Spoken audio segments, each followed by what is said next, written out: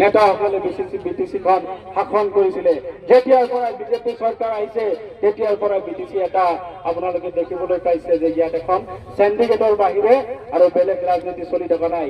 বিটিচিৰ মাটি আজি বড়োসকলৰ মাটি কেনেকৈ আদানী আম্বানী তেখেতসকলে এই বড়ো ভূমিৰ পৰা আজি আদানী আম্বানীক তেওঁলোকে দিব বিচাৰি আছে। আজি তেওঁলোকে কাৰ্বিসকলৰ মাটি কিমান হাজাৰ হাজাৰ বিঘা মাটি দিছে, আজি কৰবাত সংখ্যালঘুসকলক উচ্ছেদ কৰিছে। বিভিন্ন প্ৰকাৰে দুখীয়াসকলক এই হেমন্ত বিশ্ব শৰ্মা ডাঙৰীয়াই ধ্বংস কৰি অসমখনত তেওঁ দুটা শ্ৰেণীত বিভক্ত কৰিব বিচাৰি আছে, এটা ধনী আৰু এটা দুখীয়া। গতিকে আমি কংগ্ৰেছ দল দুখীয়াৰ লগত আছো, দৰিদ্ৰসকলৰ লগত আছো।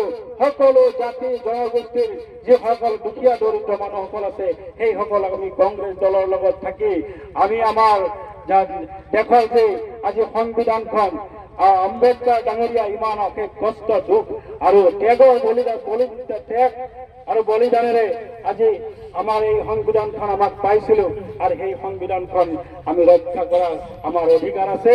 আৰু আমাৰ জিলা কংগ্ৰেছৰ সভাপতি ডাঙৰীয়া মোৰ লগত উপস্থিত সুদূৰ বম্বেৰ পৰা অহা আমাৰ সংখ্যালঘু বিভাগৰ তত্ত্বাৱধায়ক ইকবাল আহমেদ ডাঙৰীয়া, আমাৰ সাধাৰণ সম্পাদক যোৱাকালি আহি ইয়াত উপস্থিত হৈ আছে আমাৰ নেকিবুৰ ৰহমান ডাঙৰীয়া, আমাৰ সাধাৰণ সম্পাদক আমাৰ আজাদ হুছেইন ডাঙৰীয়া, আমাৰ আশৰাফুল ডাঙৰীয়া, সুলেমান ডাঙৰীয়া, ইয়াত উপস্থিত বিশিষ্ট ব্যক্তিসকল, যুৱ কংগ্ৰেছৰ সাধাৰণ সম্পাদক নাজিবুল হক ইছলাম ডাঙৰীয়া আৰু উপস্থিত সংবিধান বচাও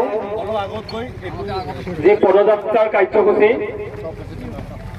আজি কোকৰাঝাৰ জিলাৰ পৰ্বতজোৰা সমষ্টিৰ তুলসীবিলত লোৱা হৈছিল। অসম প্ৰদেশ কংগ্ৰেছ কমিটিৰ সংখ্যালঘু বিভাগৰ बीजेपी मुर्दाबाद, राहुल गांधी जिंदाबाद।